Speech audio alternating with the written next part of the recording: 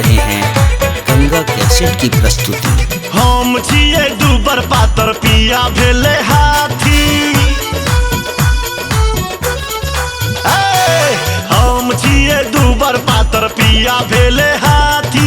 केहन भेले हमर जीवन साथी हो, हंसी के बजाबै छी जे को हमर घर में गाबो लगे बैस के पराती हो।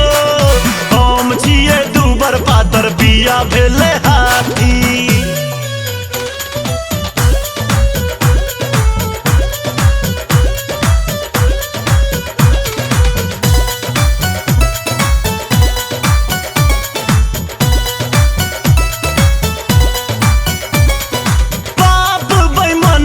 जुलुम का दिल के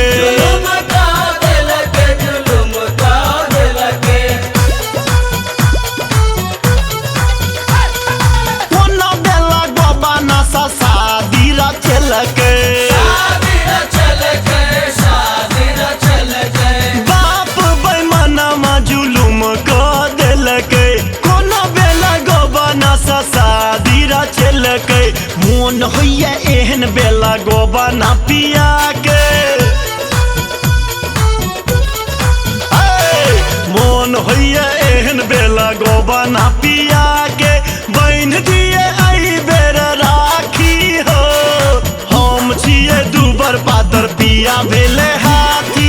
केहन भेले हमर जीवन साथी हो, हम छिए दूबर पातर पिया भेले हाथी।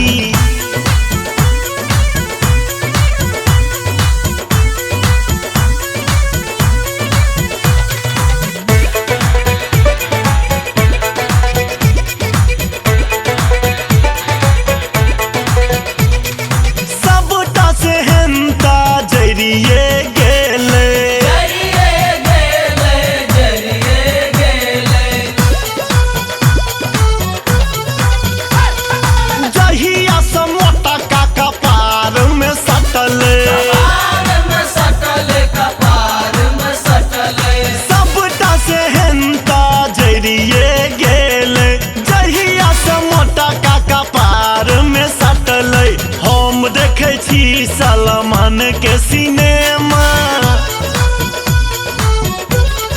बुझलो हम देखे छी सलमान के सिनेमा। ओ देखैया सीरियल दिया बाती हो, हम छिए दूबर पातर पिया भेले हाथी। केहन भेले हमर जीवन साथी हो, हम छिए दूबर पातर पिया भेले हाथी।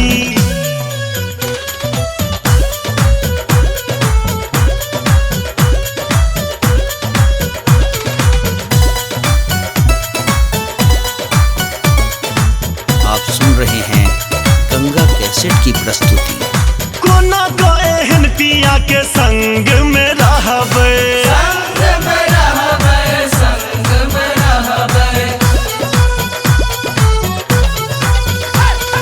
बुझे नहीं छे रंग रभस ककरा से कहबै। कोना को एहन पिया के संग में रहबै, बुझे नहीं छे रंग रभस ककरा से कहबै।